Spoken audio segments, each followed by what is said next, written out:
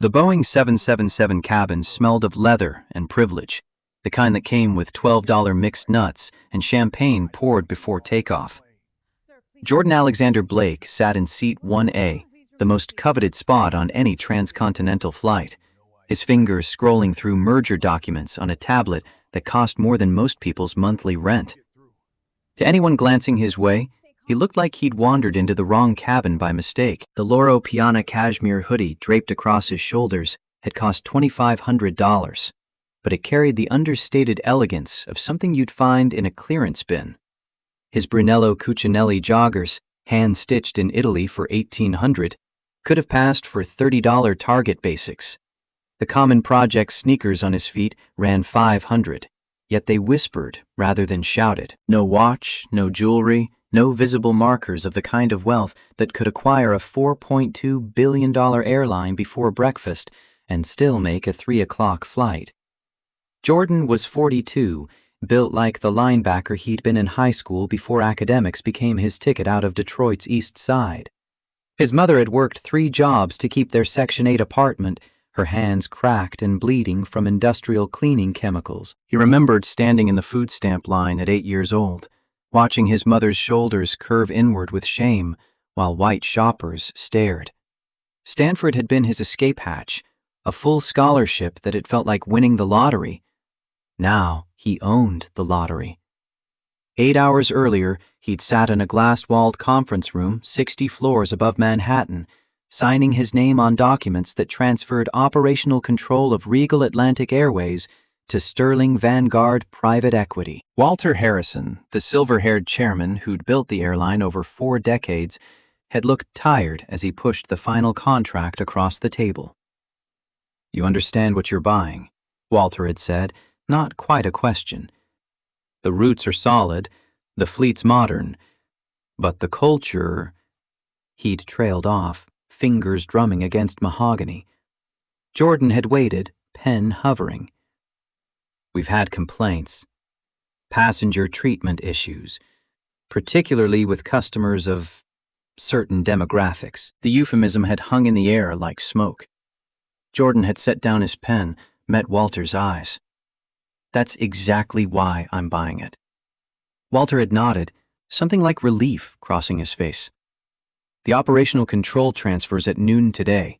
Press release goes out tomorrow morning after you land in Los Angeles. Nobody at JFK knows yet." Good.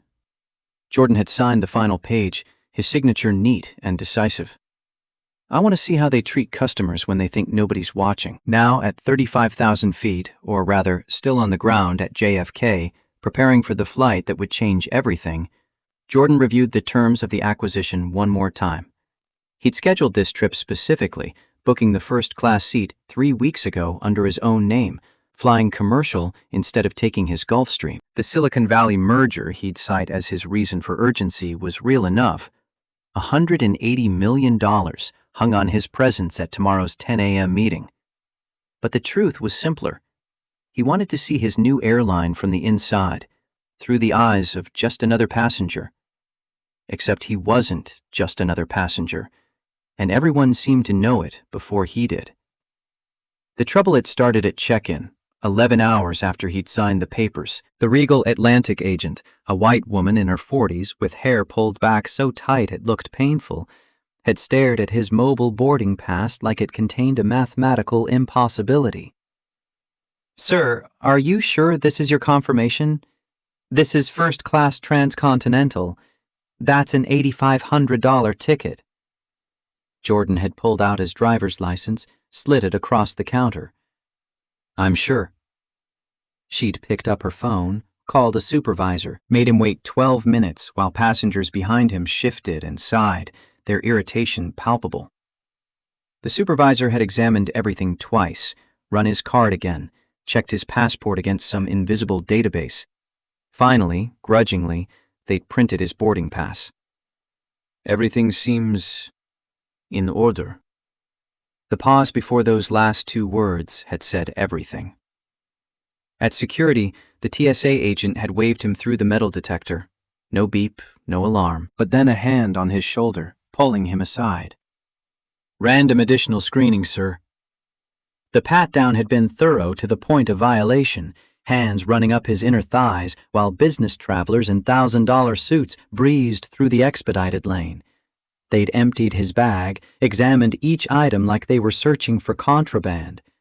The Mont Blanc pen his assistant had given him for closing the Regal deal drew particular scrutiny. "Sir, is this your pen? This is a very expensive item." Jordan had kept his voice level. "Yes, all mine. Business equipment." 15 minutes they'd kept him, long enough that he'd nearly missed boarding. When they'd finally released him, no apology, just a dismissive wave toward the gate.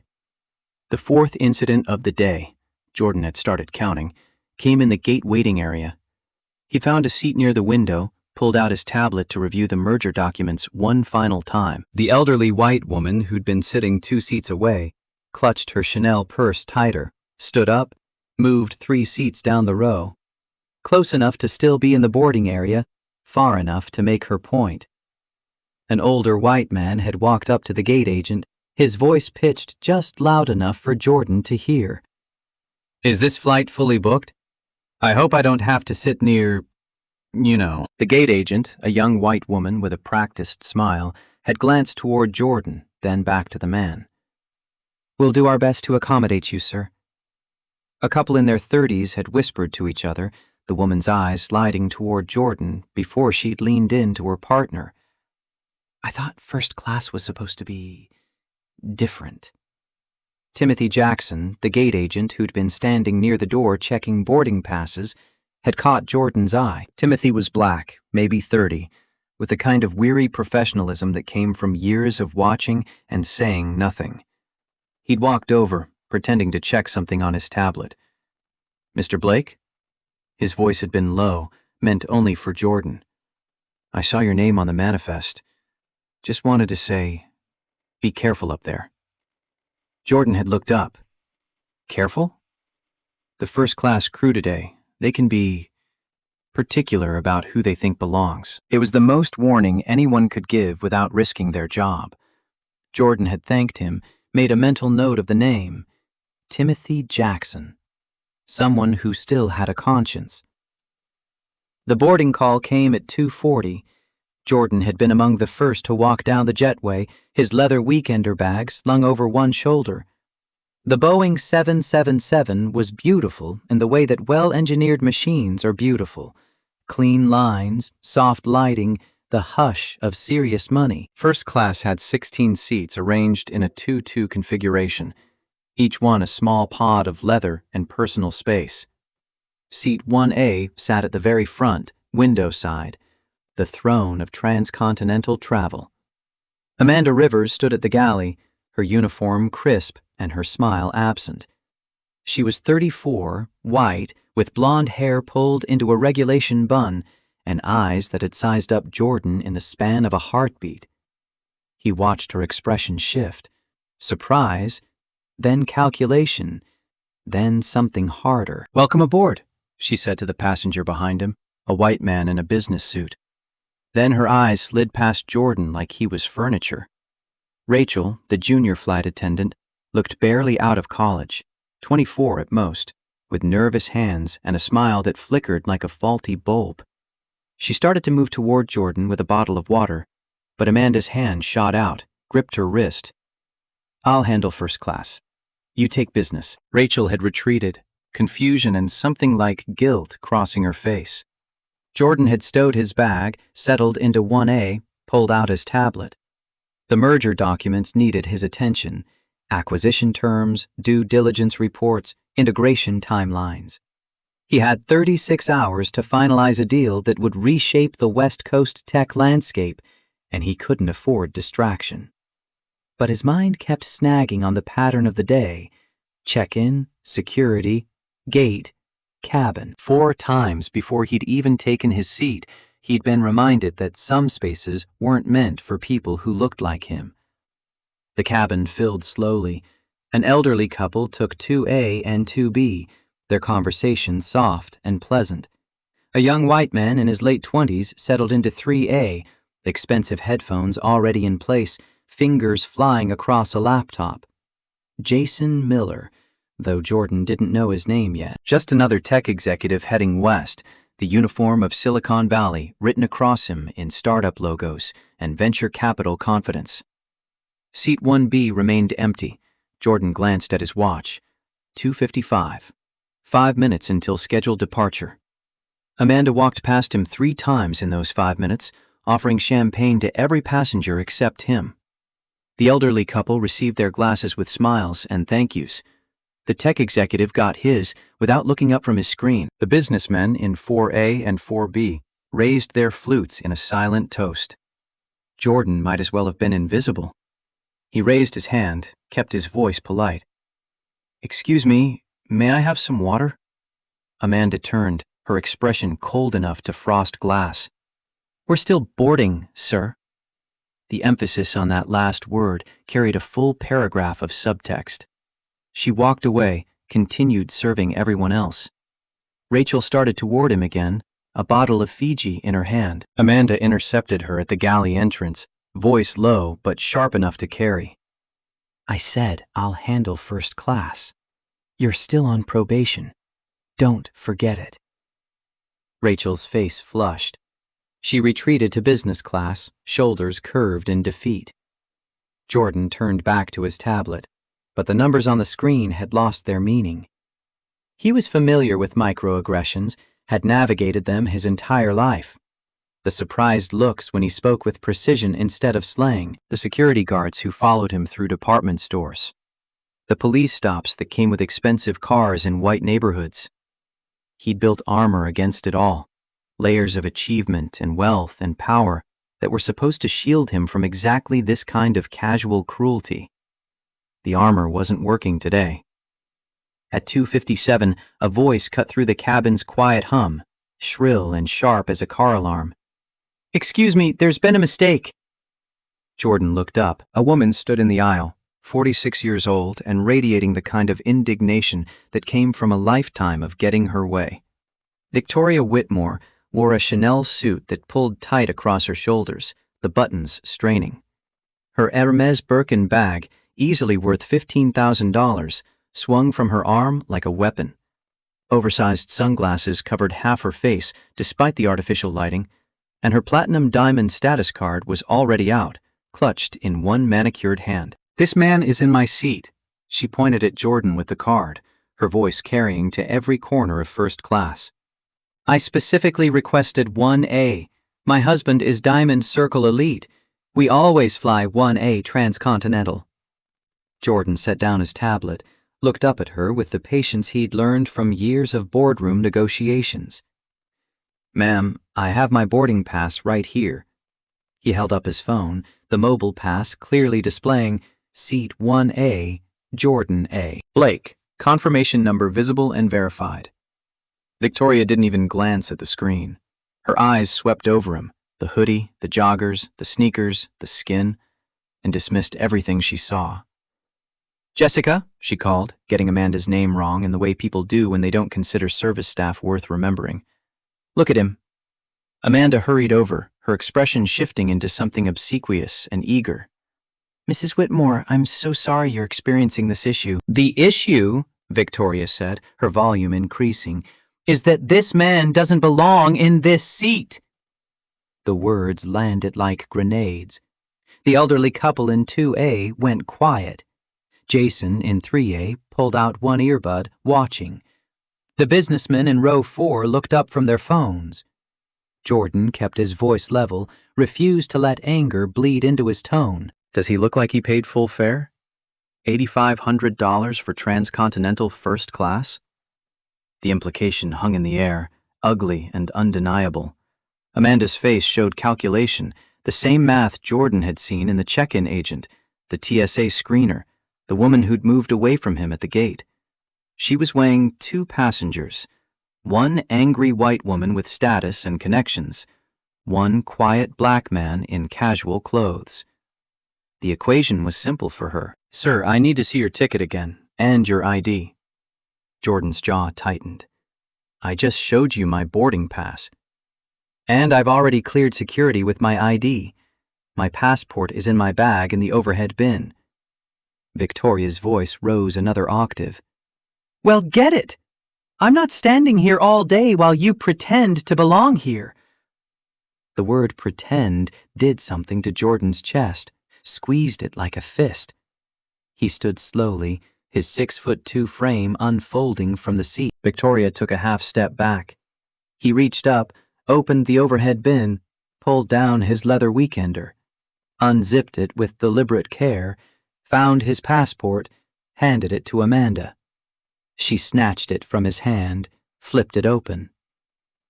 Jordan Alexander Blake. She said his name like she was reading it from a criminal database, each syllable weighted with skepticism. Her fingers moved across her handheld device, scanning the barcode on his passport, then his boarding pass. The device beeped. Green light. The screen displayed clearly. Valid. Paid full fare. $8,500. No restrictions. A smart employee would have stopped there. A smart employee would have apologized to Jordan, turned to Victoria, explained that seat 1B was available just across the aisle, equally premium, equally comfortable. A smart employee would have de-escalated, smoothed feathers, moved on. Amanda Rivers was not smart. She was something else entirely. She was afraid of the angry white woman with the status card and the connections and the ability to make phone calls that ended careers. And she was contemptuous of the black man in the hoodie who couldn't possibly afford to be here no matter what her screen said. She bit her lip, looked at Victoria, then back at Jordan, made a decision that would cost 5 people their jobs and expose a systematic pattern of discrimination spanning 5 years and 47 incidents. Well, she said slowly, there does seem to be a discrepancy. Jordan's eyebrows rose. A discrepancy. The system is flagging your ticket as standby overflow. It was a lie so blatant that even Rachel, standing at the business class curtain, flinched. Jason, in 3A, leaned forward slightly, his attention fully engaged now. The elderly couple exchanged glances. Jordan's voice remained calm, but something arctic entered his tone. A standby overflow on an $8,500 ticket that I purchased 3 weeks ago, with a confirmed seat assignment. Amanda's chin lifted, defensive. Computer glitches happen, sir. Mrs. Whitmore has priority status, and according to our records, she requested this seat specifically. I'm going to need you to gather your things. We have a seat available in economy comfort, row 34. The cabin went absolutely still. This wasn't a request to move within first class, a lateral shift to accommodate a preference. This was an ejection. This was being told you didn't belong in the space you'd paid to occupy. Jordan looked at Amanda, then at Victoria, then back at Amanda. He could feel the eyes of every passenger in first class on him, waiting to see what he would do. Comply and confirm their assumptions, or resist and become the difficult passenger they expected him to be. He made his choice. I'm not moving. 3 words, delivered quietly, but they hit like a gattle. Amanda's expression hardened. Sir, I need you to comply with crew instructions. I'm sitting in the seat I paid for, the seat that's assigned to me, the seat that your own system confirms is mine. He turned back to his tablet, dismissed her with a gesture. I suggest you find Mrs. Whitmore another seat. There are several available in first class. Victoria's gasp was theatrical, practiced. The arrogance! Did you hear him, Jessica? He's being aggressive. Jordan hadn't raised his voice, hadn't made a threatening gesture, hadn't done anything except refuse to be moved from a seat he'd legally purchased. But he knew how this worked. Resistance from someone who looked like him would always be coded as aggression. Amanda reached for the call button on her communication device, her fingers trembling slightly with either rage or righteousness. Captain, we have a level 2 disturbance in first class. Passenger refusing crew instructions. Hostile behavior. I need assistance. The words were chosen carefully, designed to trigger a specific response. Level 2 meant potential threat. Hostile meant dangerous. Never mind that Jordan sat calmly in his seat, hands visible, voice level. Never mind that he'd done nothing but assert his right to occupy space he'd paid for. The cockpit door opened 3 minutes later. Captain Richard Cross emerged, 58 years old, and carrying the swagger of a man who'd spent 32 years believing the cockpit made him king. His silver hair was immaculate, his uniform buttons strained across a gut that spoke to too many crew meals and not enough exercise. He walked like he owned the plane, because for 32 years, in every way that mattered, he had. He didn't look at Jordan first, didn't ask what happened, didn't assess the situation, didn't check the facts. He turned immediately to Victoria, his expression morphing into practiced concern. "Mrs. Whitmore, I'm so sorry for the trouble. What's going on here?"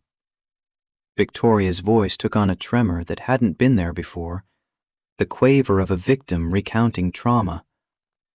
"This man is in my seat, Captain, and he's been threatening Jessica. I don't feel safe." Cross's eyes finally landed on Jordan. The assessment was instant and complete.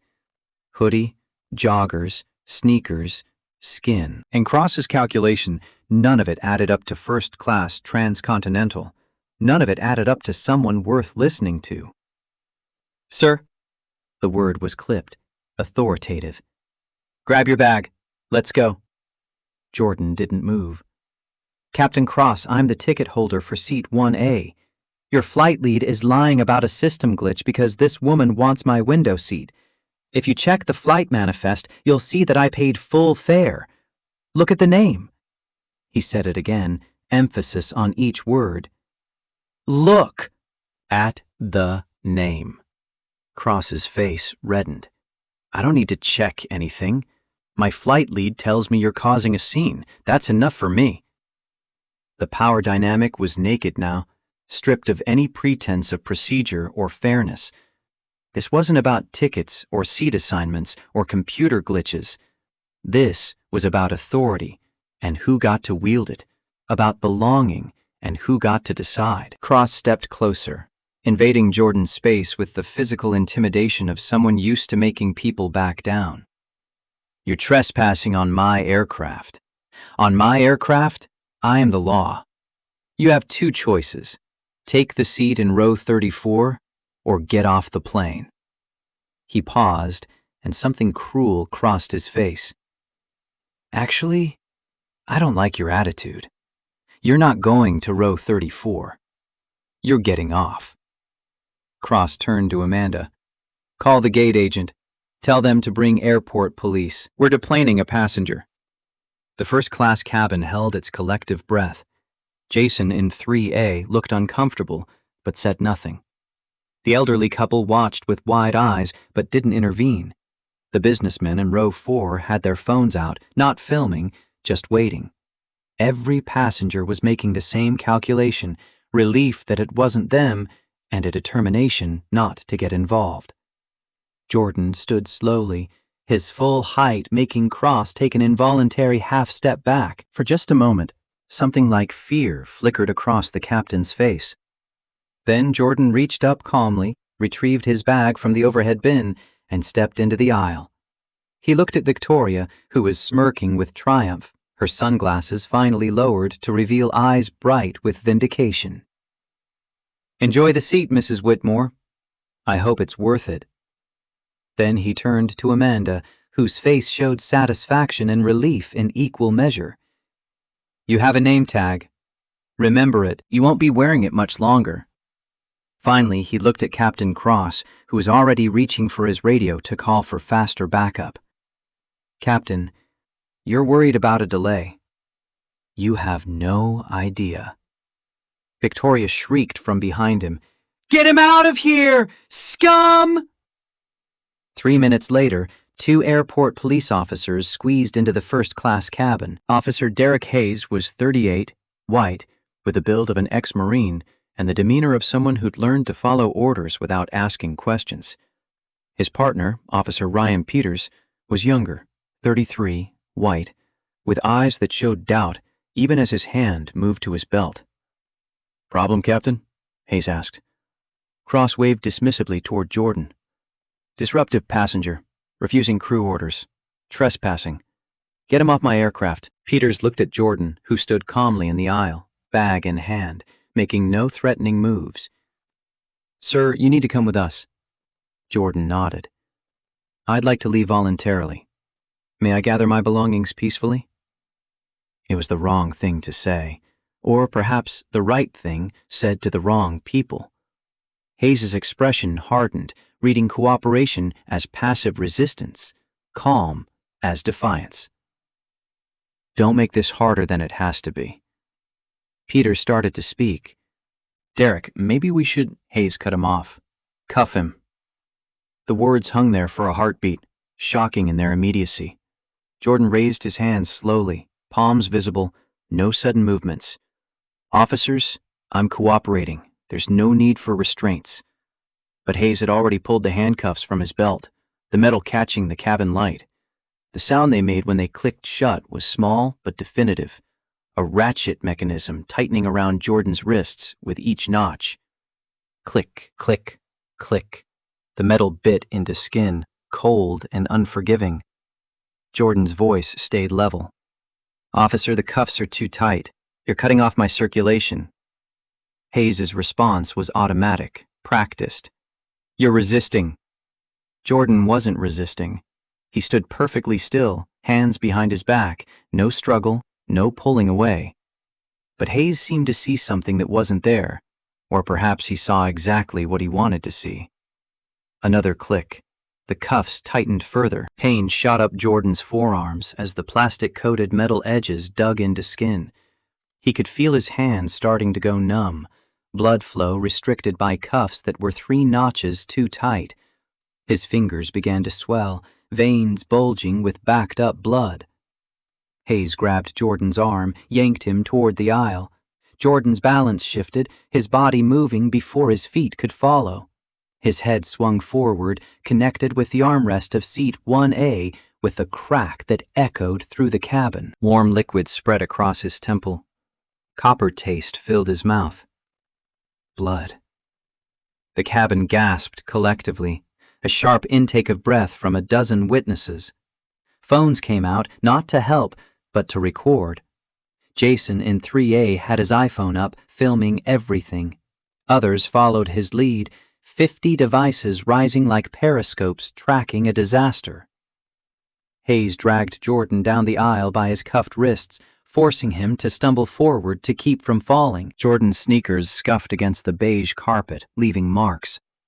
Blood dripped from his temple, dark spots appearing on the expensive flooring, a trail leading from 1A toward the exit. Victoria's voice cut through the stunned silence. Get him out! He's dangerous! Scum! Stephen Whitmore, her husband, sat frozen in seat 1B, a golf magazine open in his lap. He watched his wife shriek at a bleeding man being dragged away in handcuffs, and he said nothing. Did nothing. Later, people would remember that silence. Peters followed behind, his face showing conflict he couldn't voice. Derek, maybe we should ease up. Hayes didn't slow down. Shut it, rookie. Jordan tried to keep his footing, tried to maintain some dignity as he was pulled through first class. The elderly couple in 2A looked away. The businessmen in row 4 held up their phones but didn't speak. Every witness was documenting, none intervening. Through business class, the pattern repeated. 40 passengers stared as Jordan was dragged past, his head still bleeding, his wrists raw and swelling. Whispers followed him like a wake. What did he do? Must be drunk. Probably attacked someone. A woman leaned down to her child, voice carrying in the hushed cabin. See what happens when you don't follow the rules? No one questioned whether the rules were being followed with him. No one asked why handcuffs were necessary for a man who'd been sitting quietly in his assigned seat. No one wondered if perhaps the system making the rules was the problem. In economy, the audience expanded. 200 passengers watched Officer Hayes drag Jordan Blake through their section, blood visible on his face, hands cuffed behind him, body struggling to stay upright. 80 phones rose to capture the moment, the spectacle, the proof that something had happened, even if no one quite understood what. Someone yelled, "World Star!" like this was entertainment. Someone else muttered, "Typical," with the weight of every racial assumption packed into 2 syllables. A few voices showed concern, but concern without action is just noise. Jordan's head hit an armrest in row 12, opening the gash wider. Blood flowed freely now, running down his face, dripping onto his torn hoodie. The passenger in 12C recoiled, disgusted by the blood spatter on her white blouse. The jet bridge incline was the final humiliation. The metal floor clanged under Jordan's shoes as Hayes pulled him up the slope, moving too fast for Jordan to keep his footing. His knees hit the corrugated metal, fabric tearing, skin scraping. More blood, this time from his knees through his expensive joggers. The aircraft door thudded shut behind them with the finality of a cell closing. Terminal lighting was harsh after the cabin's soft ambience, fluorescent and unforgiving. Timothy Jackson, the gate agent who'd tried to warn Jordan earlier, saw them coming and his face went white with horror. "Oh my God!" He ran forward. "Officer Hayes, that's excessive force! Look at him!" Hayes unlocked the handcuffs with a sharp twist. Jordan's hands came free, wrists ringed with raw, bleeding skin where the metal had cut in. Deep indentations showed where each ratchet tooth had pressed, marks that would scar. His fingers were purple and swollen, taking painful seconds to regain feeling. Hayes turned to Peters, voice flat and official. "Write up the report. Suspect resisted arrest. Minor injuries during necessary restraint." Peters stared at Jordan, at the blood running down his face, at his raw wrists, at his torn clothes. "Derek, he didn't resist. I was right there, he didn't..." Hayes's voice dropped into threat territory. "Write what I told you, or you're back on traffic duty tomorrow. Your choice." Peters looked at Jordan one more time, guilt written across his face, then pulled out his incident pad and began writing lies. Hayes addressed Jordan with a kind of casual cruelty that came from never being held accountable. "You're free to go. Leave now, or we press charges for assault on an officer and trespassing." Jordan wiped blood from his eye with his damaged hand, his voice steady despite the pain. "I assaulted no one. You have 200 witnesses and 80 videos." Hayes smirked. "Your word against mine. Now get lost."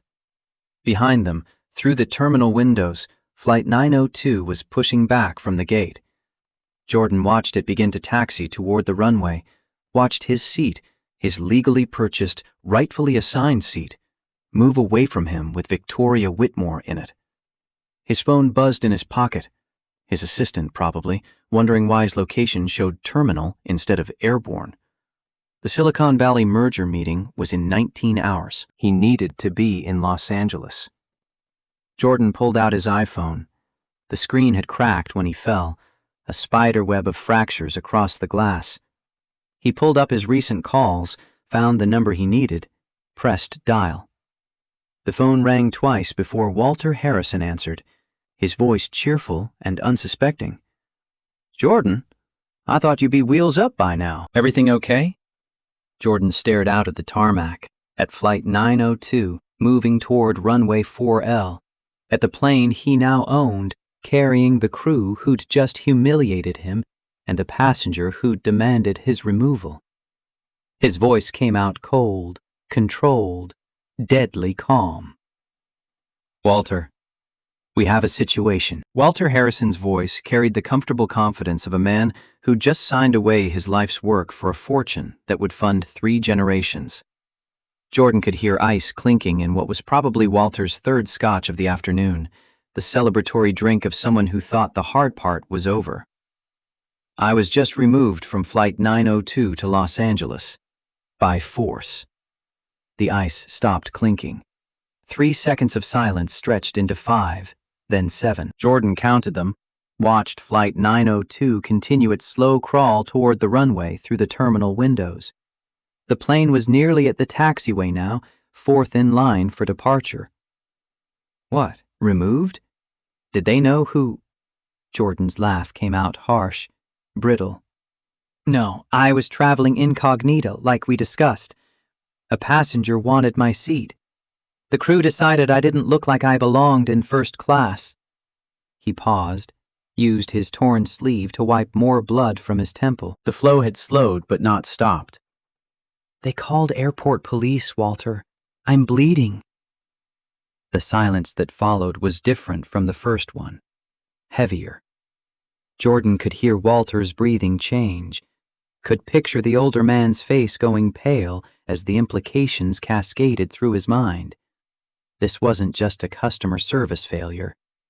This was a civil rights lawsuit waiting to happen, a public relations catastrophe, a criminal investigation into systematic discrimination. And it had happened on the very day he'd sold the company. Oh my God. Jordan, I'm so sorry. This is unacceptable.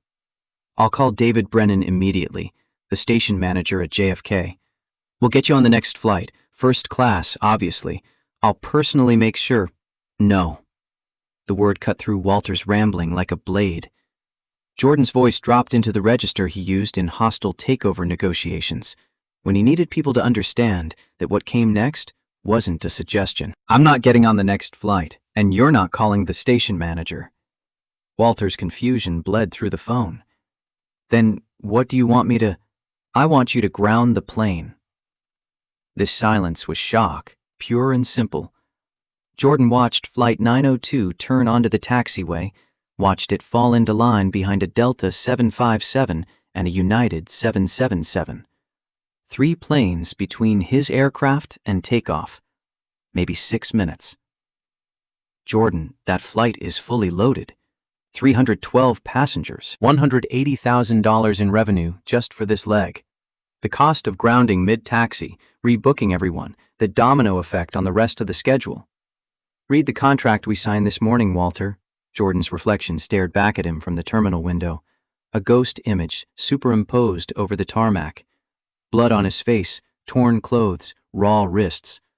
He looked like the victim of an assault, which was exactly what he was. Who has operational control of the fleet as of 12 noon today? Walter's voice came back, smaller, careful. Technically, you do. Sterling Vanguard does. But Jordan, this is correct. I own the airline, Walter. As of 7 hours ago, every aircraft in that fleet belongs to me. And I'm telling you, as the owner, to ground Flight 902 immediately. He could hear Walter's breathing, could almost see the man's hand tightening around his scotch glass. Do not let it take off. Turn it around on the taxiway.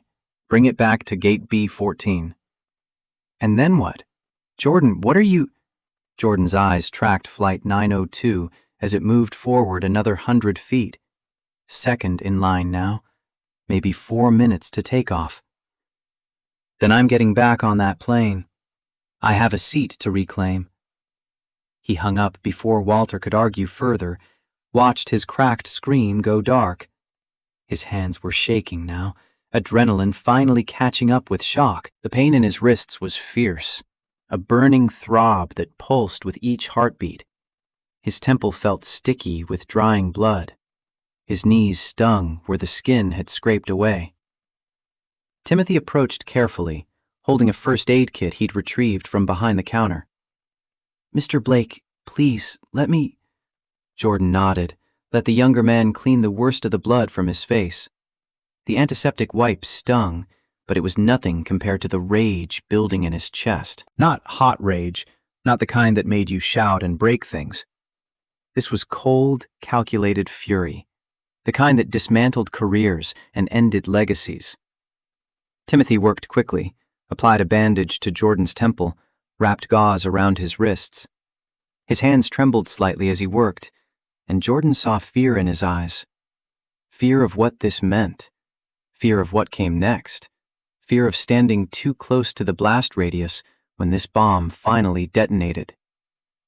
You tried to warn me. Timothy's voice came out barely above a whisper. I've seen it happen before. Not this bad, but I've seen it. How many times? The question hung between them. Timothy glanced around, checking who might be listening, then met Jordan's eyes. Too many. But no one ever does anything about it.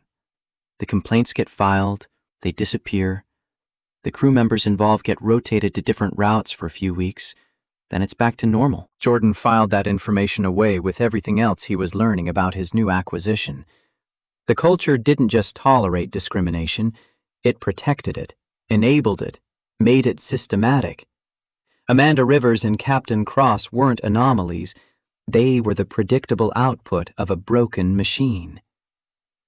3 minutes after Jordan ended the call, Walter Harrison stood in his Manhattan office, staring at his phone like it had betrayed him. 60 floors below, the city moved through its Thursday afternoon routines, oblivious to the crisis unfolding at JFK. Walter set down his scotch with exaggerated care, picked up the red phone on his desk, the direct line to operations that only got used for genuine emergencies. David Brennan answered on the second ring, his voice carrying the harried edge of a man juggling a dozen problems simultaneously. Harrison? I thought you'd be celebrating retirement by now. David, we have an emergency. Ground Flight 902, now. The line went quiet for a beat. Then David's voice came back sharp with disbelief. Sir? That flight just pushed back. They're taxiing to runway 4L. We can't just... Walter's voice hardened into command. Priority 1 ground stop. Issue it immediately. Priority 1 is for bomb threats and... I don't care what the protocol says, David. I'm telling you as someone who still has authority until the press release goes out tomorrow. Ground that aircraft. Do not let it take off. David's hesitation stretched for 3 seconds. Then training and hierarchy kicked in, overriding his confusion. I'll call the tower. But Walter, I need to know. I'll explain later. You have 4 minutes before they reach the runway. Move. Walter hung up, poured himself another scotch with hands that weren't quite steady, and wondered if the $4.2 billion he'd just deposited in his retirement accounts would be enough to cover his part in whatever was about to happen.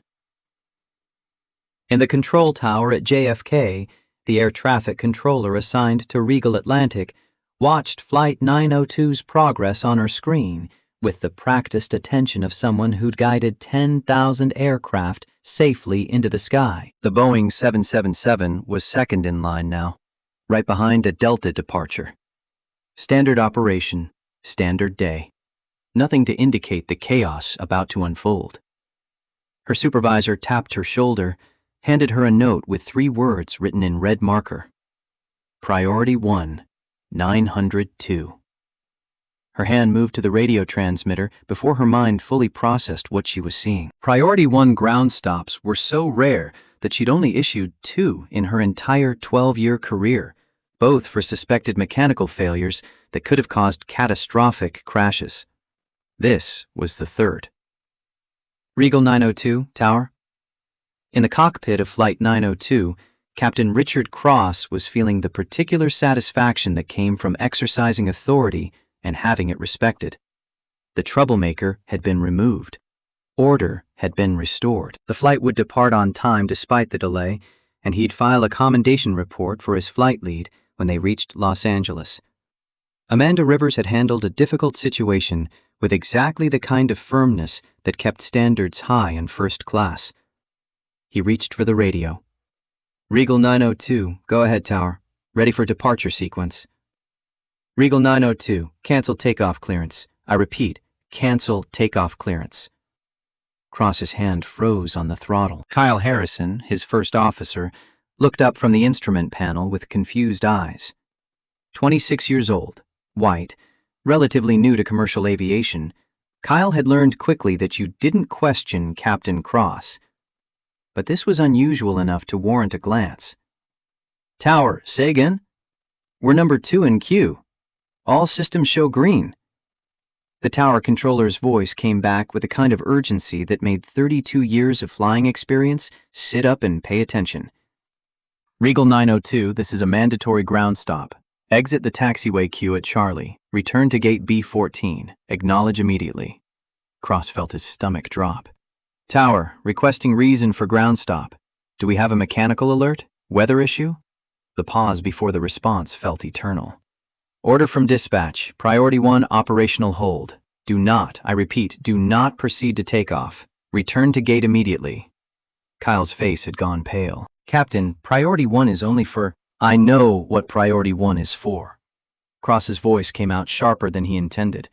His mind raced through possibilities. Bomb threat, mechanical failure, security breach. None of it made sense. They just pushed back normally. Everything had been standard until they'd removed that passenger. No, that couldn't be it. Some entitled passenger with a victim complex didn't have the power to ground a commercial aircraft mid-taxi. That wasn't how aviation worked. Cross keyed the radio again, trying to keep his voice professional despite the irritation bleeding through. Tower, requesting clarification. We just completed pre-flight, passed all checks. What's the nature of the operational emergency? Regal 902, I'm not at liberty to provide additional details. Return to gate. This is not a request. Kyle's hands moved over the controls with the mechanical precision of training overriding confusion. Cross took manual control of the nose wheel, began the awkward turn that would take them out of the departure queue and back toward the terminal. The Delta 757 ahead of them continued toward the runway. Behind them, a United flight moved up to take their place. Cross grabbed the PA microphone, forced his captain voice into the smooth baritone that usually calmed nervous passengers. Ladies and gentlemen, this is Captain Cross. I'm afraid we've been ordered by the tower to return to the gate for a minor administrative issue. This is highly unusual, and I apologize for the inconvenience. We'll get this sorted out as quickly as possible and be on our way to Los Angeles. In seat 1A, Victoria Whitmore's groan carried through first class like a siren. Oh, for God's sake! Another delay? This is ridiculous! She turned to Stephen, who sat frozen in 1B with his golf magazine open to a page he hadn't read. Stephen, call someone. Use your connections. This is unacceptable. Stephen didn't respond. His phone was in his hand, but he wasn't making calls. He was reading Twitter, watching a video that had been posted 4 minutes ago climb toward 200,000 views. The video showed a bloodied black man being dragged through an aircraft cabin by police, while a blonde woman in a Chanel suit screamed, "Scum!" at his retreating back. The video had been posted by someone with the handle @JasonTechVC. The caption read, Regal Atlantic just forcibly removed a first-class passenger for refusing to give up his assigned seat. This is 2024. #Flight 902, #Flying While Black. Stephen's hands started to sweat. In the background of the video, clearly visible in seat 1B, was a man who looked exactly like him, holding a golf magazine, watching the violence happen, and doing absolutely nothing. Rachel, the junior flight attendant who'd been relegated to business class, caught Amanda's eye as the plane began its slow turn back to the terminal. What's going on? Amanda's face showed the first cracks in her professional composure. I don't know. Some kind of protocol issue, probably. But her voice carried doubt now, and something else. The first whisper of fear. The taxi back to gate B14 took 11 minutes that felt like 11 hours. Cross kept his speed deliberately slow, partly because the turning radius of a 777 wasn't designed for quick maneuvering, partly because he was in no hurry to explain to some bureaucrat why a perfectly good flight had been grounded. Someone was going to lose their job over this delay, and he was going to make damn sure it wasn't him. Kyle kept glancing at the captain, then back at his instruments, then at the terminal building growing larger ahead of them. Captain, there are a lot of people at the gate. Cross squinted through the cockpit glass. Gate B14 was indeed crowded, but not with the usual cluster of gate agents and ground crew. These were men in suits, corporate types, at least 6 of them, standing in a tight formation near the jet bridge entrance. Probably some executive with a complaint about our departure time, Cross muttered. Let them complain. We followed procedure. That passenger was disruptive and refused crew instructions. Everything was by the book. But even as he said it, something cold settled in his gut. Priority 1 ground stops didn't happen because of complaint letters. They happened when someone with serious authority demanded immediate action. Kyle's voice came out small. "Captain, that's not all." Cross looked where Kyle was pointing. Behind the cluster of suits stood 2 police officers, but not the same ones who'd removed the passenger. These were different, higher rank judging by their uniforms. And behind them, leaning against the jet bridge railing with arms crossed, was the man they'd removed. Even from this distance, even through the cockpit glass, Cross could see the bandage on his temple, the gauze wrapped around his wrists. The man's posture radiated a calm that Cross suddenly, viscerally recognized as the most dangerous kind of anger. "Oh God," Kyle whispered. "That's him. Why is he still here?" Cross's throat went dry. The plane finished its approach to the gate with mechanical precision, the nose wheel aligning perfectly with the painted guidelines. Ground crew moved into position, began the docking procedure. The jet bridge extended like a finger pointing directly at the aircraft door, and at the end of that finger stood the man in the blood-stained hoodie. Cross's radio crackled, David Brennan's voice tight with stress. "Captain Cross, please exit the aircraft immediately upon docking. Do not speak to passengers. Proceed directly to the jet bridge." It wasn't a request. Cross had been flying long enough to recognize an order when he heard one, even when it was wrapped in polite phrasing. The docking clamps engaged with a solid thunk. The boarding door light changed from red to green. Cross unbuckled his harness with hands that had started to shake, adjusted his captain's hat with fingers that didn't quite want to cooperate, and stood up. Kyle looked at him with wide eyes. "Captain, what should I—" "Stay here. Complete the shutdown checklist. I'll handle this." Cross walked to the cockpit door, straightened his uniform jacket, put on the expression of controlled authority that had served him well through 3 decades of airline politics. He was a senior captain with an impeccable safety record. He'd made the right call. A disruptive passenger had been removed according to protocol. Whatever bureaucratic nonsense was waiting on the other side of that door, he would face it and prevail. He opened the door and stepped into the first-class cabin. The passengers had gone quiet, sensing that something significant was happening, but not yet understanding what. Amanda stood at the galley, her professional mask firmly in place, but her eyes showing strain. Victoria sat in 1A like a queen on a disputed throne, her champagne glass nearly empty, her expression petulant. Cross walked toward the aircraft exit with the confident stride of a man who believed the plane was still his kingdom. He reached the boarding door, which stood open now, cool terminal air mixing with the cabin's recycled atmosphere. Timothy was pressed against the jet bridge wall like he was trying to disappear into the metal. David Brennan stood at the doorway, his face ashen, sweat visible on his upper lip despite the air conditioning. The corporate lawyers flanked him like bookends.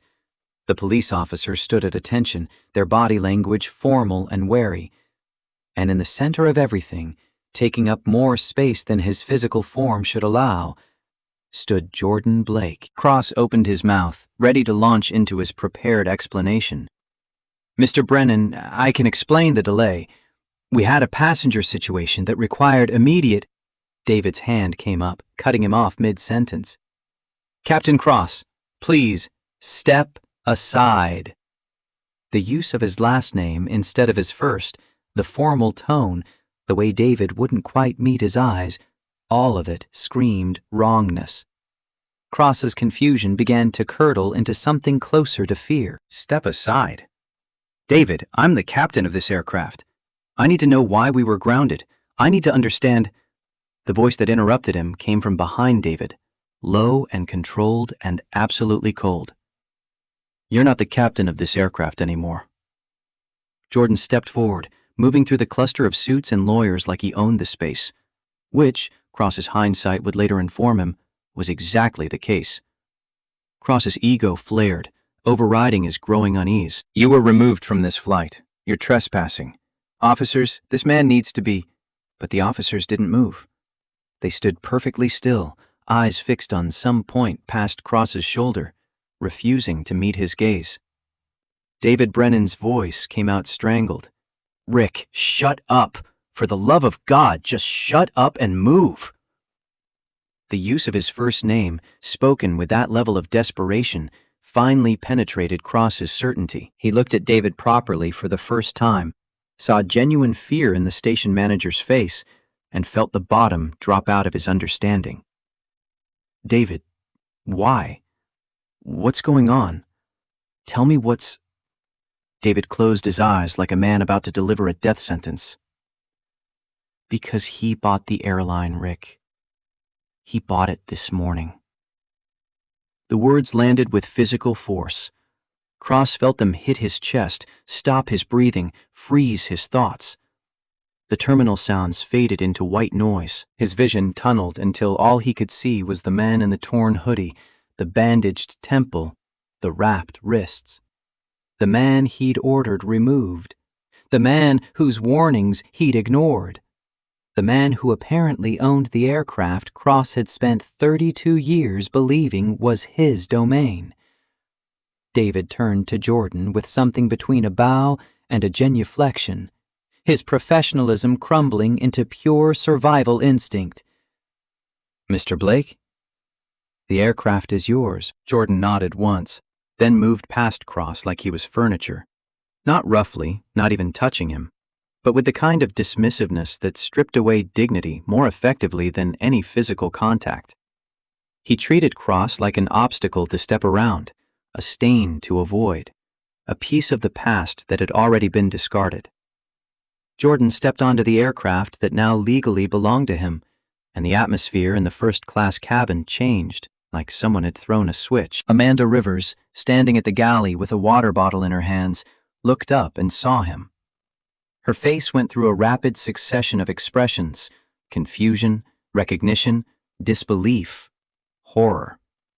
The water bottle slipped from her fingers, hit the galley floor with a plastic crack, rolled down the aisle, leaving a wet trail.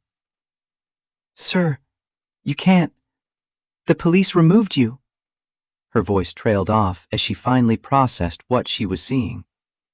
Jordan didn't respond to her. He walked down the aisle with measured steps, his torn sneakers quiet on the carpet, his presence filling the cabin despite, or perhaps because of, the blood on his clothes and the gauze on his wrists. Jason in 3A pulled out his AirPods slowly, his phone still in his hand, the video he'd posted still climbing toward 500,000 views.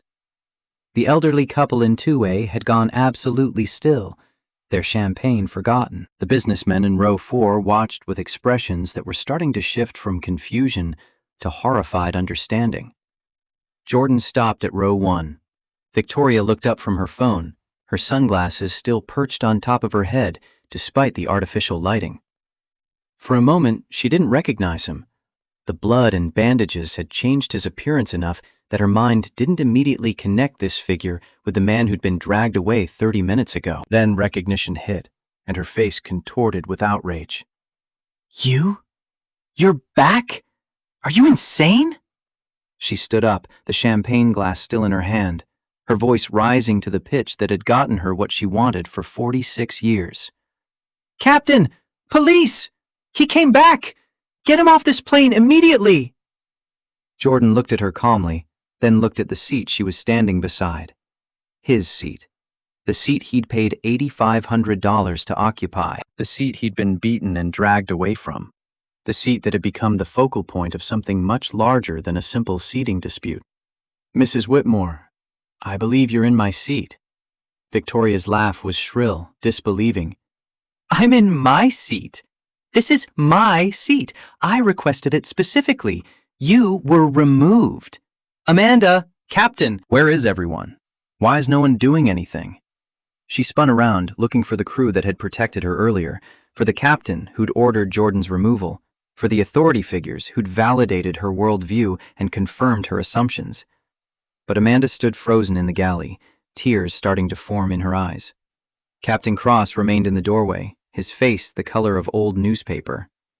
Rachel had disappeared entirely into business class. Nobody was coming to Victoria's rescue. The power dynamic had shifted so completely that the air itself felt different. Jordan reached into his pocket, pulled out his cracked iPhone, tapped the screen. He held it up so everyone in first class could see, though the angle made it impossible to read the details. I'm not asking you to move because of a ticket, Mrs. Whitmore. I'm asking you to move because you're currently trespassing on private property. He paused, let the words settle. My private property. Victoria's face showed pure incomprehension. What are you talking about? This is a public airline. You can't just... Jordan's voice remained level, but it carried to every corner of first class, projected by years of boardroom presentations and hostile takeover announcements. As of 12 noon today, Regal Atlantic Airways became a wholly owned subsidiary of Sterling Vanguard Private Equity. The cabin went silent. Even the air circulation system seemed to quiet. I am Jordan Alexander Blake. I own this airline. I own this aircraft. I own the seat you're sitting in. I own the champagne you're drinking. I own the uniform that captain is wearing. Jason's mouth had fallen open. The elderly couple had stopped breathing. The businessmen were frantically Googling the name on their phones, their faces changing as the search results loaded. Jordan Alexander Blake. Sterling Vanguard. $4.2 billion acquisition. Announced tomorrow. Jordan leaned closer to Victoria, his voice dropping but losing none of its edge. And right now, I'm deciding who gets to stay in my house. I have a strict policy against racism in my house. Victoria's knees wobbled. She grabbed the seat back for support, her champagne glass tilting, spilling onto the leather. She looked at Amanda, then at Cross, then at Stephen, sitting frozen in 1B with his golf magazine, and finally back at Jordan. Her mouth opened, but no sound came out. The woman who'd always had something to say, who'd built her entire identity on being heard and obeyed, had been rendered speechless. Jordan turned to David Brennan, who stood just inside the cabin door with his notepad out, his pen shaking in his hand like a leaf in a storm. Mr. Brennan, how would you like to proceed? David's voice cracked. Mr. Blake, what are your instructions? Jordan didn't smile, didn't gloat. His expression remained carved from ice, the face of someone delivering judgment that had already been decided. First, remove Mrs. Whitmore from this aircraft immediately. Ban her from Regal Atlantic for life. Refund her ticket.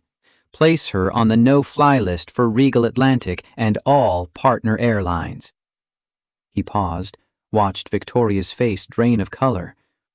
Delta, United, American, Southwest. Share the ban across the network. She can drive to Los Angeles. Victoria found her voice, and it came out as a scream. You can't do this! I'm Platinum Diamond! My husband is Stephen Whitmore from Blackstone! You can't just ban me! This is illegal! This is discrimination! Jordan's expression didn't change. Discrimination.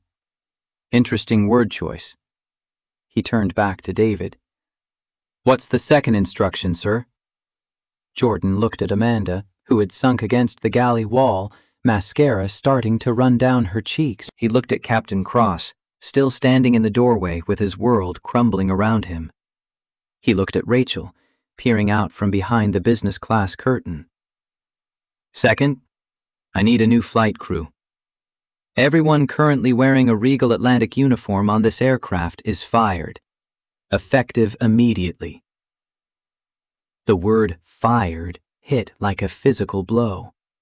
Amanda let out a sob, her hand going to her mouth. Cross made a strangled sound, stepping forward with his hand out like he could somehow stop what was happening. Rachel disappeared completely from view. Cross's voice came out rough, desperate. You can't do that. I have a union. I have a contract. I have 32 years with this airline. You can't just... Jordan turned to face him fully for the first time. David, would you please explain the gross misconduct clause in the standard Regal Atlantic employment contract? Specifically, Section 4, Paragraph B. David swallowed hard, his voice barely audible as he recited from memory. Any crew member who willfully discriminates against a passenger or uses their authority to enforce removal based on bias rather than legitimate safety concerns is subject to immediate termination for cause. All severance forfeited. All benefits revoked. Cross's face went through several colors before settling on ash gray. This wasn't discrimination. This was a misunderstanding, a safety issue. The passenger was being aggressive. Jordan held up his wrapped wrists, the gauze showing rust-colored stains where blood had soaked through. I have the medical evidence. I have 200 witnesses. I have 80 videos. I also have the cabin audio recording from your announcement system, which has been running since boarding began. He hadn't actually confirmed the recording existed, but the flash of panic across Cross's face told him everything he needed to know. Airlines recorded everything. Cross knew it. Amanda knew it.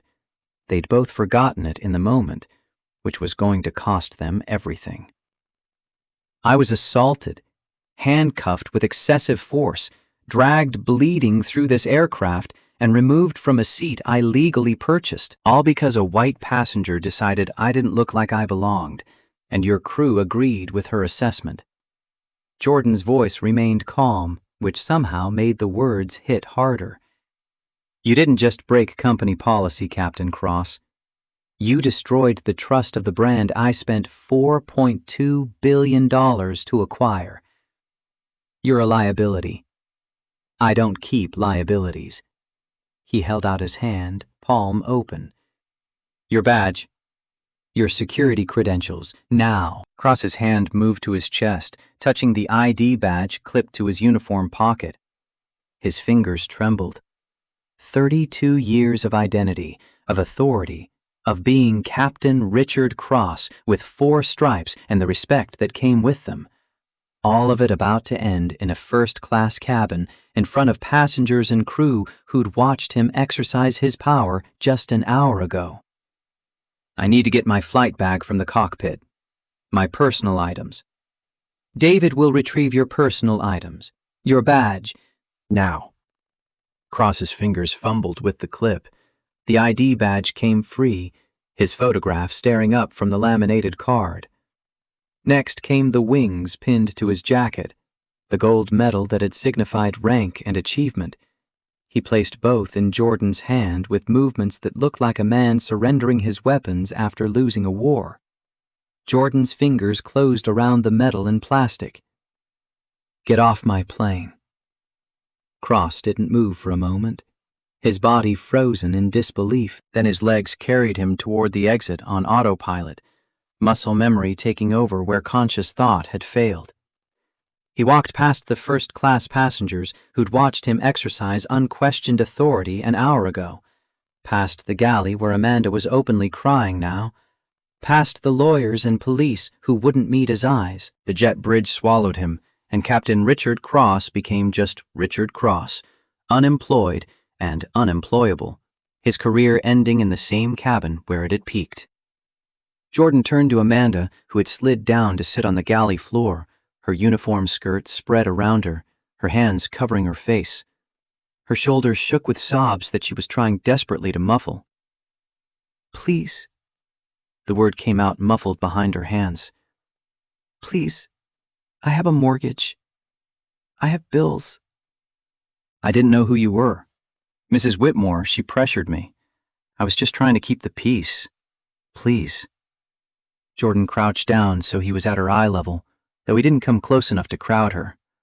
When he spoke, his voice had lost some of its ice, replaced by something sadder and more final. That's exactly the problem, Amanda.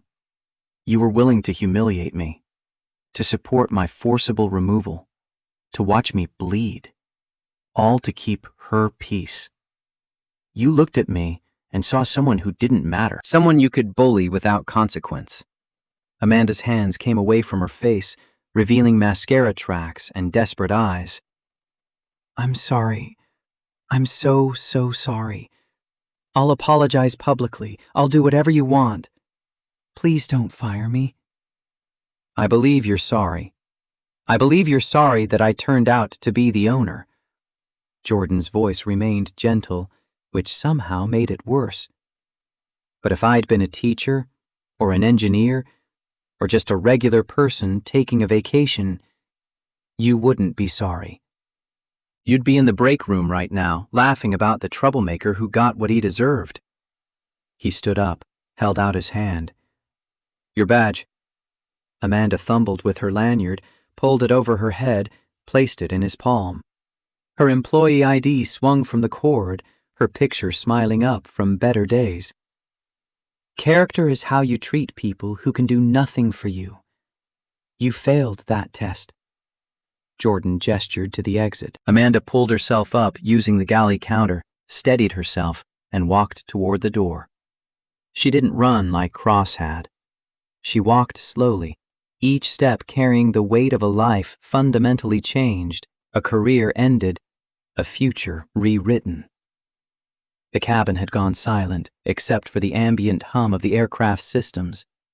Victoria still stood beside 1A, her champagne glass empty now, her hand gripping the seat back so hard her knuckles had gone white. She'd watched the captain fired, the flight lead fired, had started to understand that the rules she'd always relied on didn't apply anymore. Jordan turned his attention to her, and she flinched. Mrs. Whitmore, you need to gather your belongings. The officers will escort you off the aircraft.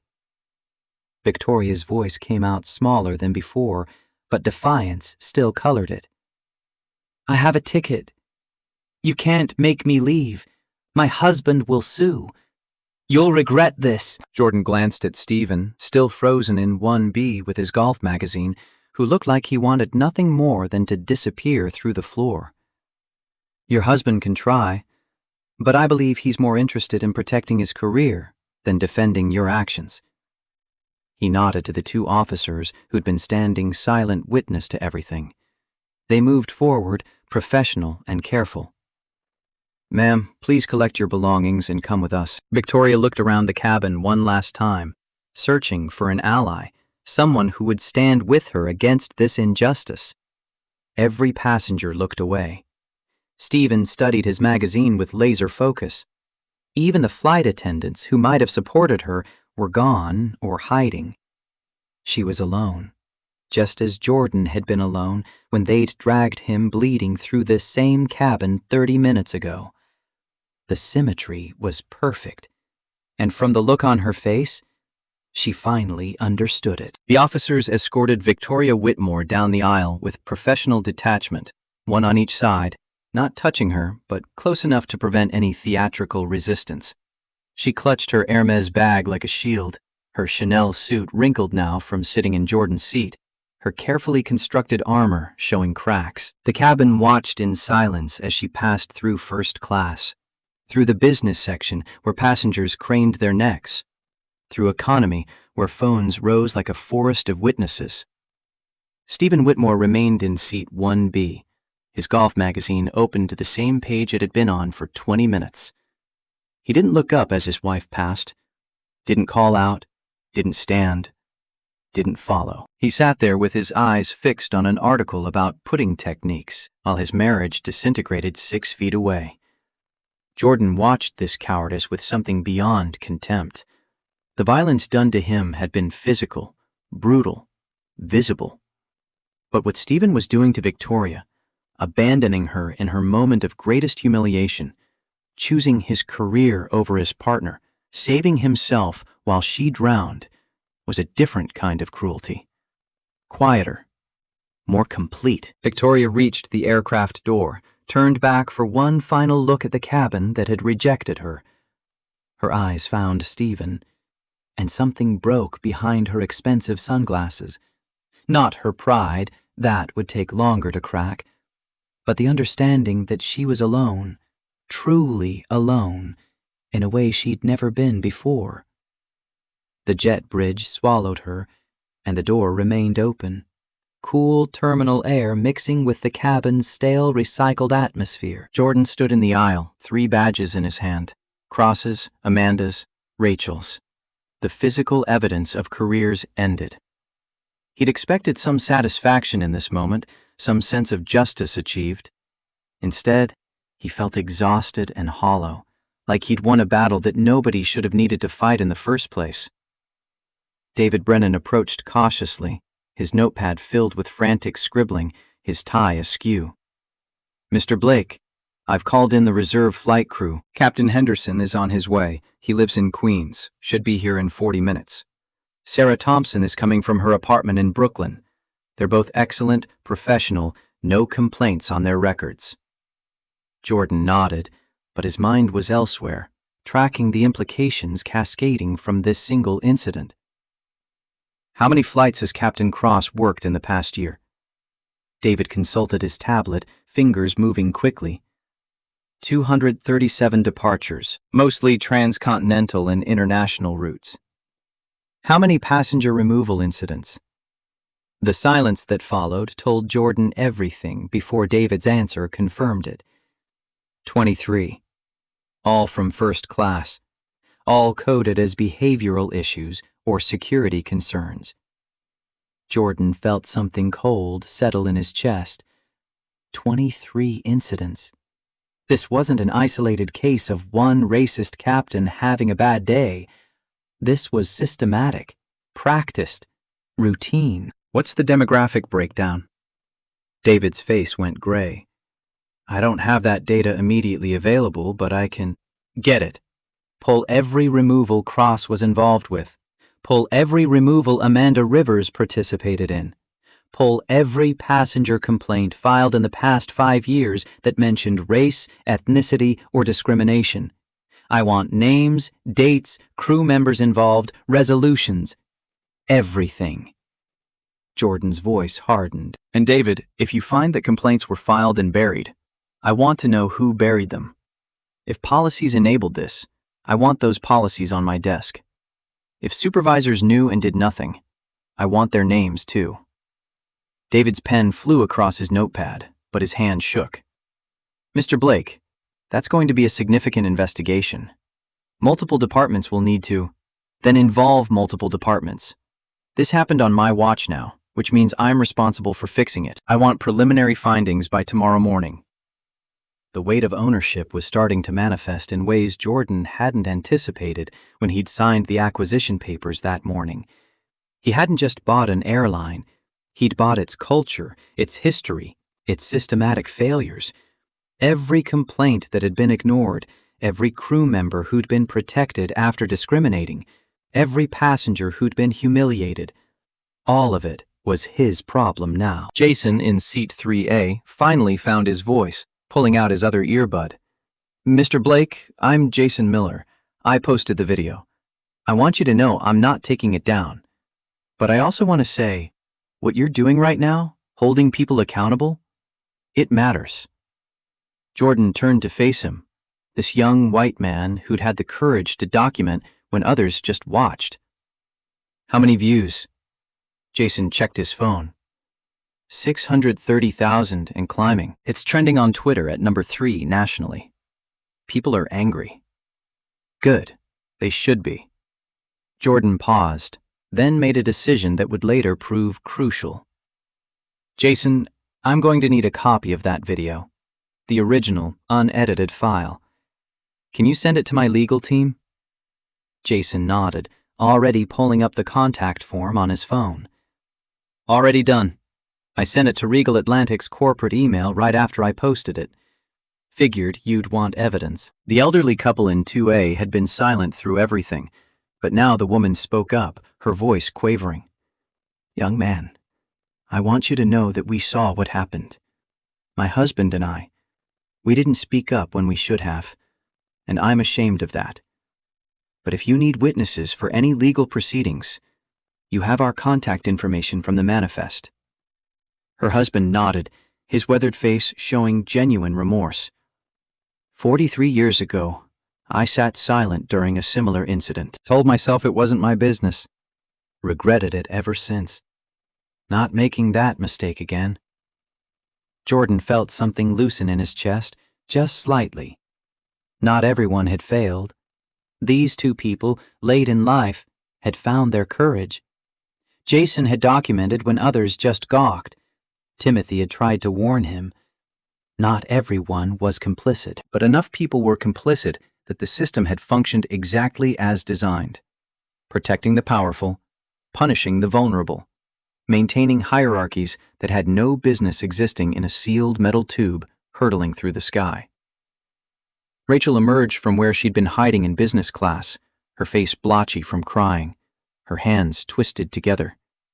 She was 24, barely out of college, and her career had just ended before it really began. But unlike Amanda, her guilt seemed to stem from genuine moral conflict rather than just fear of consequences. Mr. Blake, I know I'm fired too, but I need you to know. I told Amanda the system showed your ticket was valid. I tried to tell her she was wrong. She shut me down, told me I was on probation and needed to follow her lead or I'd lose my job. Rachel's voice broke. I should have pushed harder. Should have called you a supervisor. Should have refused to be part of it. I was scared of losing my job, so I stayed quiet. And that makes me just as guilty as she is. Jordan studied her for a long moment. You're right. Silence enables violence. But you were put in an impossible situation by someone with power over you. That doesn't excuse your silence, but it contextualizes it. He held out her badge. I'm not reinstating you. You need to understand that your silence had consequences, and those consequences can't be erased just because you feel bad now. But I'll make sure your personnel file reflects that you attempted to follow correct procedures and were overruled by your supervisor. That might help with your next employer. Rachel took her badge with trembling hands, tears streaming down her face. Thank you. I know I don't deserve even that much, but thank you. She walked toward the exit, and Jordan hoped she'd learn from this, hoped she'd find the courage next time to speak up, even when it cost her something. But he also knew that the system that had failed today was designed to punish people like Rachel for having a conscience, to reward people like Amanda for maintaining order at any cost. That system needed to be dismantled and rebuilt from scratch. Stephen finally looked up from his magazine, his face pale, his eyes not quite meeting Jordan's. The silence between them stretched into something uncomfortable. Jordan waited, curious what brand of cowardice would emerge from this man who'd chosen his career over his wife's dignity. Mr. Blake, I want you to know that I had no part in Victoria's behavior. I told her to let it go, to accept another seat. She wouldn't listen. She never listens.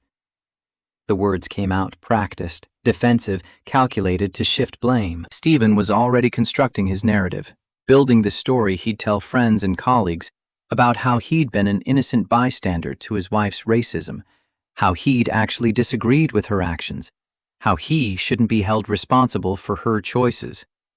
Jordan let the silence extend, watched Stephen squirm. You had no part in her behavior, but you had every part in your own behavior. You sat in that seat and watched me get dragged bleeding down this aisle. You did nothing. You said nothing. And when your wife was removed, you stayed in your seat rather than standing with her. Stephen's face reddened. I have a meeting in Los Angeles tomorrow. A critical client presentation. I can't afford to. You can't afford to lose your job by being associated with your racist wife. I understand the calculation. Jordan's voice was flat, clinical. But here's what you need to understand. I've already sent a full report of this incident to your employer. Blackstone will have access to the video, to the witness statements, to everything. They'll see you sitting there with your golf magazine while a man bled 6 feet away. They'll see you abandon your wife rather than face consequences. Stephen's face went white. You had no right to... I have every right. You're a passenger on my airline. This incident occurred under my operational control. Blackstone employs people who do business travel on our routes. They deserve to know what kind of man represents them. Jordan leaned closer, his voice dropping to something sharp and final. I don't hire cowards, Mr. Whitmore, and I certainly don't do business with companies that employ them. Your wife was a racist, but you're something worse. You're a man who abandoned his partner to save himself. Both of you can find different airlines from now on." Stephen's mouth opened and closed like a fish drowning in air. Whatever he'd hoped to gain by staying on the plane, some kind of redemption, some distance from Victoria's actions, some protection for his career, it had been a miscalculation. His silence had branded him just as surely as Victoria's voice had branded her. Jordan turned away from him, addressed the cabin at large. "Ladies and gentlemen, I apologize for this delay and for the disturbing events you witnessed. A new flight crew is en route. If you wish to disembark and take a later flight, Regal Atlantic will accommodate you with no penalty. If you choose to stay, I promise you'll receive the service you paid for." The elderly couple stayed. Jason stayed. The businessmen in row 4 exchanged glances, then nodded. They were staying too. Most of business class remained in their seats. In economy, a few passengers gathered their things and left, but the majority chose to wait for the flight to continue. They'd witnessed something significant, something that would make news cycles and corporate training videos, and probably a few lawsuits. But they'd also seen accountability happen in real time, seen power used to correct an injustice rather than perpetuate it. That was rare enough to be worth waiting for. Jordan finally lowered himself into seat 1A, the seat he'd purchased, the seat he'd been beaten and removed from, the seat that had become a battlefield in a war he hadn't chosen. The leather was still warm from Victoria's body heat. The armrest still had a splash of spilled champagne. He pulled out his phone, saw 47 missed calls from his assistant, from his legal team, from board members who'd gotten wind of something happening at JFK. The cracked screen made reading difficult, but he managed to pull up the email app and compose a message to his entire executive team. Effective immediately, institute a company-wide review of all passenger removal procedures from the past 5 years. Identify patterns, flag crew members with multiple incidents, pull all related complaints from HR. Schedule an emergency board meeting for tomorrow afternoon. We have a culture problem, and I need solutions, not excuses. He hit send, then pulled up another email to his legal counsel. Prepare for multiple lawsuits, civil rights violations, assault, excessive force, false imprisonment. I want us to settle quickly with any passenger who was wrongfully removed. Find them, apologize, compensate them. Do it before they have to sue us. A third email went to his PR team. Full transparency. Release a statement acknowledging what happened on Flight 902. Do not minimize. Do not deflect. Take responsibility. Outline the immediate steps we're taking to fix the culture. This is a come-to-Jesus moment for the company, and I want us to own it rather than spin it. By the time he finished, his hands were shaking from adrenaline crash. The pain in his wrists had intensified to a steady throb that pulsed with each heartbeat. His temple throbbed where the gash was still seeping through Timothy's bandage. His knees burned where the jet bridge metal had torn skin. David approached with a first aid kit, more comprehensive than Timothy's emergency supplies. "Mr. Blake, please, let me clean those wounds properly. You need medical attention." Jordan nodded. Let David work. The station manager's hands were gentle, his face showing a complex mix of professional concern and personal horror at what had happened under his operational authority. He cleaned the temple wound with antiseptic that stung worse than the original injury, applied a proper sterile bandage, re-wrapped Jordan's wrists with medical gauze and tape. "Mr. Blake, I need to say something, and I need you to hear it as coming from me, not from the company." David's voice was quiet, meant only for Jordan. "What happened to you today has happened to others. Not this badly, not with this level of violence, but it's happened. I've filed reports, I've flagged crew members, I've pushed for policy changes. Every time, I've been told to focus on operational efficiency and stop making waves." He finished taping the gauze, met Jordan's eyes. "I'm complicit in this. I knew the culture was toxic, and I didn't do enough to change it. I should have done more. I should have quit if they wouldn't listen. I didn't, and that makes me part of the problem.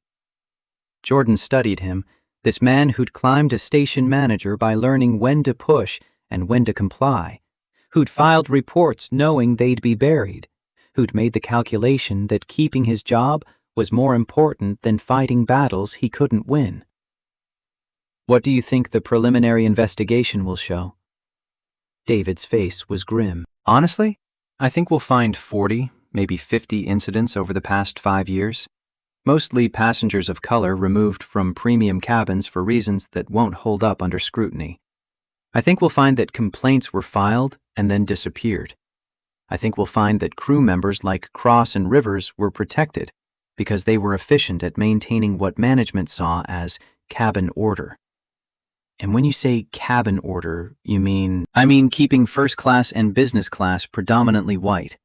I mean removing passengers who made other passengers uncomfortable, which was always code for passengers who didn't fit the demographic profile of what premium travel was supposed to look like. David's voice was bitter now. We created a system where discrimination was rewarded with commendations and protection. We built this, Mr. Blake. We built it carefully and maintained it deliberately. Jordan closed his eyes, felt the full weight of what he'd purchased settling onto his shoulders. $4.2 billion hadn't just bought aircraft and routes and landing slots. It had bought responsibility for decades of systematic discrimination, for all the passengers who'd suffered what he'd suffered, for all the crew members who'd been trained to see some people as belonging and others as threats. Then we're going to fix it. Not with policy memos that get ignored, not with diversity training that becomes a joke. We're going to tear out the foundations and rebuild from scratch. David nodded slowly. That's going to cost a lot. Not just money, though there will be lawsuits and settlements and probably a Department of Transportation investigation. It's going to cost people their jobs. Middle managers who enabled this. Senior executives who looked the other way. Maybe board members who prioritized the bottom line over doing the right thing. Good. Let it cost. Some things are worth more than profit margins. The words hung in the air between them, a declaration that would either revolutionize the airline or destroy it. Jordan didn't know which yet, but he knew that going back to the way things were wasn't an option. Not after what had happened today. Not after he'd experienced firsthand the machinery of discrimination that his money had now made him responsible for. 42 minutes after the plane had been grounded, Captain James Henderson arrived at Gate B-14, slightly out of breath from his rush through the terminal. He was 52, black, with graying temples and the kind of calm competence that came from 25 years of flying without incident. He saw Jordan sitting in 1A, saw the bandages and the torn clothes, and his face showed immediate understanding of what had happened. Mr. Blake, I'm Captain Henderson. I'm deeply sorry for what occurred on this aircraft today. I want you to know that what happened doesn't represent how I fly or how I treat passengers. Jordan stood, shook his hand. I know. Walter spoke highly of you when we were negotiating the acquisition. That's why I specifically requested you for this flight. Henderson's eyebrows rose. You requested me? Before all this happened? Before I knew I'd need a new captain, yes. But I'm especially glad it's you now. Jordan gestured toward the cockpit. Are you comfortable flying this aircraft after what happened here? Henderson's jaw set. Sir, I've spent my entire career watching colleagues like Cross get away with discrimination because they were good at the technical aspects of flying. I filed complaints that went nowhere. I've watched passengers get mistreated and felt powerless to stop it. If you're willing to take the controls of this company and steer it in a new direction, then yes, I'm more than comfortable flying this aircraft. Sarah Thompson arrived 10 minutes later, 28 years old, white, with nervous energy that spoke to both her relative inexperience and her determination to do this job correctly. She'd heard what happened. The video was now at over 1 million views, impossible to miss, and she approached Jordan with genuine contrition. Mr. Blake, I'm Sarah Thompson. I want to say up front that I've worked with Amanda Rivers before. I've seen her treat passengers differently based on how they looked. I reported it once, and I was told to focus on my own service standards. I'm ashamed that I didn't do more. Jordan appreciated her honesty. Then do better today. Treat every passenger in this cabin like they paid for the service they're receiving, because they did. That's all I'm asking. Sarah nodded, squared her shoulders, and went to work. Within minutes, the cabin atmosphere had transformed. She offered champagne to everyone, including Jordan, without hesitation or judgment.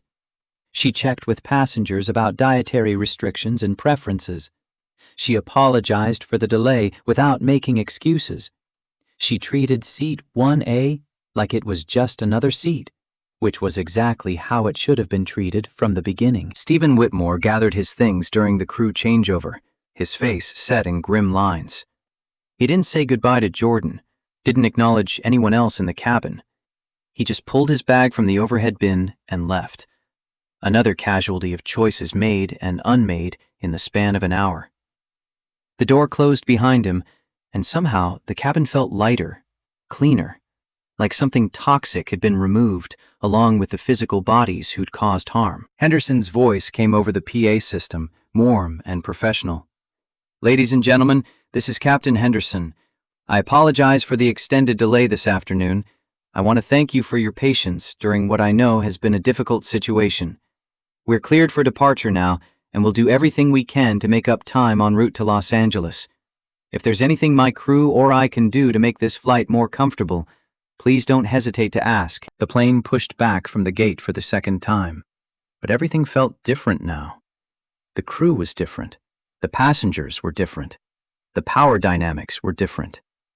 Jordan sat in 1A, watching the terminal recede, and for the first time since he'd boarded hours ago, he felt like he was actually sitting in a seat he'd paid for, rather than a battlefield he'd had to conquer. Jason leaned across the aisle, his voice low. Mister? Blake, the video's at 1.3 million views now. The media's calling it the Flight 902 incident. CNN wants to interview you when you land. So does NBC, ABC, and about 20 other outlets. Jordan nodded slowly. Good. I'll talk to all of them. This needs to be public. People need to see what happens when discrimination gets embedded into corporate culture, and they need to see what accountability looks like. The plane climbed through the late afternoon sky, leveling off at cruising altitude as the sun began its descent toward the western horizon. Jordan pulled out his laptop, connected to the in-flight Wi-Fi that he now technically owned, and began drafting the memo that would reshape his newly acquired airline. To all Regal Atlantic employees, today I experienced firsthand the culture of discrimination that has been allowed to flourish in this company. I was profiled, assaulted, and forcibly removed from a seat I legally purchased because crew members made assumptions based on my appearance. This is unacceptable. Effective immediately, we are implementing the following changes. He typed for an hour straight, his fingers flying across the keys, turning pain and humiliation into policy and procedure. Zero tolerance discrimination policy with mandatory termination. Independent review board for all passenger removals. Body cameras on crew during any confrontation. Bias training conducted by external experts, not internal HR. Financial compensation for any passenger who could demonstrate they'd been mistreated. And the final paragraph, the one that would either cement his reputation or sink his investment. I'm establishing a victim compensation fund with $25 million from my personal accounts. Any passenger who is wrongfully removed from a Regal Atlantic flight in the past 5 years can file a claim. We will investigate. We will apologize. We will compensate. We will do better. Jordan hit send, watched the email propagate through the company's server, imagined it landing in thousands of inboxes across the country. Some people would celebrate. Others would resist. Many would start updating their resumes, recognizing that the culture they'd thrived in was about to be demolished. Let them resist. Let them leave. He'd rebuild with people who understood that dignity wasn't a perk of first class. It was a baseline requirement for anyone stepping onto his aircraft. Sarah appeared at his seat with a dinner tray, her service flawless and egalitarian. "Mr. Blake, I have your meal selection. I also wanted to let you know that Captain Henderson asked me to pass along a message. He's filed a formal commendation for Timothy Jackson, the gate agent who tried to warn you. He says people like Timothy deserve to be recognized for having courage even when it costs them something." Jordan smiled, his first genuine smile since boarding this cursed flight. "Tell Captain Henderson I agree. And make sure Timothy gets a promotion and a raise. We need more employees like him, not fewer." The meal was good, the wine better. Jordan ate slowly, feeling his body starting to process the trauma of the day. His wrists throbbed, his temple ached, his knees stung when he shifted position, but the physical pain was manageable. The psychological damage, the humiliation, the dehumanization, the systematic denial of his dignity, that would take longer to heal. He thought about the 47 other incidents David had mentioned. 47 other passengers who'd experienced some version of what he'd experienced. 47 people who'd been profiled, removed, humiliated, and then told that they were the problem. How many of them had filed complaints that disappeared? How many had just accepted the abuse because fighting seemed futile? Those 47 people were why he'd bought this airline, even if he hadn't known it at the time. Not to make money, though he intended to do that, but to fix something broken, to take a system that had been designed to sort people into categories of worthy and unworthy and tear it down to the foundation. Jason approached as the cabin lights dimmed for the cross-country flight, his laptop bag over his shoulder. "Mr. Blake, I'm heading back to my seat, but I wanted to show you something first." He pulled up his phone, navigated to Twitter. The video had now reached 3 million views, but more importantly, hundreds of people were sharing their own stories in the replies. Stories of being removed from flights, of being treated with suspicion in first class, of having their tickets questioned, of being made to feel like they didn't belong. This isn't just about Flight 902 anymore. You've opened a conversation that the airline industry has been avoiding for decades. Jordan read through the stories, each one a small wound that added up to systematic trauma. A black doctor questioned about her credentials when she offered medical help. A Latino businessman asked if he was sure he could afford his business class ticket. An Asian American woman told the premium cabin was probably full when empty seats were visible. A Muslim passenger removed for praying quietly. A disabled passenger told they couldn't sit in their assigned seat because they made other passengers uncomfortable. Patterns. All of it. Patterns. Not isolated incidents, but systematic exclusion, practiced and perpetuated and protected by people who genuinely believed they were just maintaining standards. "We're going to find everyone who's experienced this. We're going to make it right." Jason nodded. "I believe you. And for what it's worth, what you did today, coming back onto that plane, firing those crew members, refusing to let them get away with it, that's going to change things beyond just your airline. People are watching. Other companies are watching. This is a watershed moment." After Jason returned to his seat, Jordan sat in the darkness of the dimmed cabin, watching America slide past below. Somewhere down there, Victoria Whitmore was probably on the phone with lawyers, demanding justice for her removal.